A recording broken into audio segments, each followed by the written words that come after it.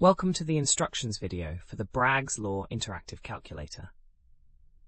This powerful tool helps you solve X-ray diffraction problems by calculating wavelength, lattice spacing, diffraction angle, or order of diffraction.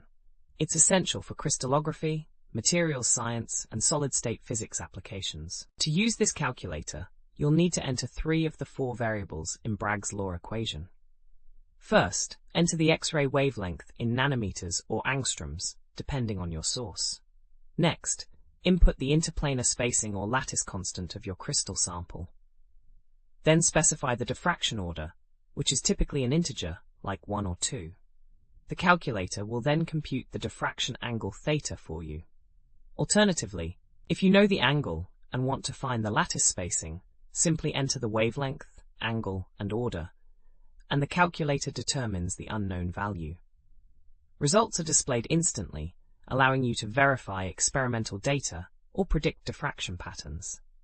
We have thousands of other free engineering calculators on our website. Head over and check them out.